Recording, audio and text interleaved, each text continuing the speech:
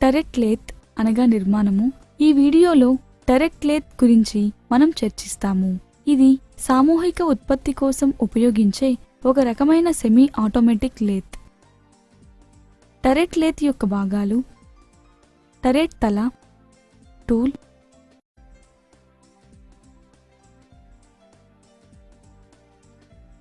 feed hand wheel, ram, saddle,